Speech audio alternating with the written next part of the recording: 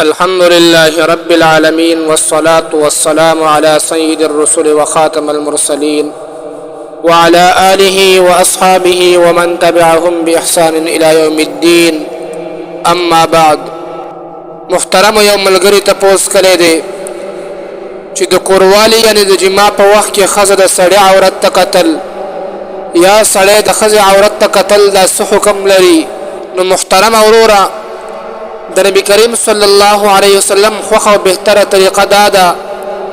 که دا د کوروالی وخت وي یا نور وختونه وي خو د سړي دپاره خپل ستر عورت پټول ډېر ضروري دي ځکه په دې کې د انسان دپاره ډېر عزت شته دی په دې کې د انسان دپاره ډېره لویه حیا پټه ده په دې کې ډېر زیات فواید هم شته دی ځکه یو حدیث کې راځي حضرت عائشه رضی الله عنها فرمایي ما رأيت فرج رسول الله صلى الله عليه وسلم قط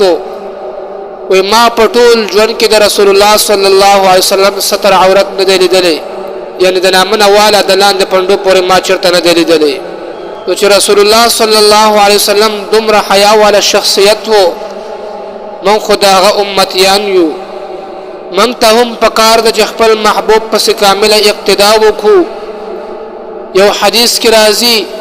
اذا اتى احدكم اهله فليستتر ما استطاع پتاسو کې چې څوک هم طاقت لري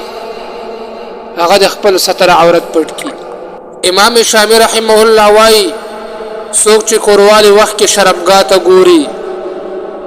وایي د ده په زړه کې چې کوم دی یره سیوا کېږي دا انسان به هر وخت یریږي. او حضرت ابن عباس رضی الله عنه فرمایي اذا جامع احدكم زوجته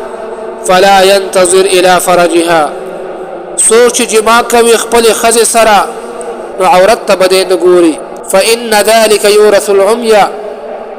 دا د انسان د سترګو نظر کمزوري کوي. دغه شان عزتمندو وروڼو ډېر فواید راغلي دي فکار ده چې موږ خپل عورت پټ وساتو.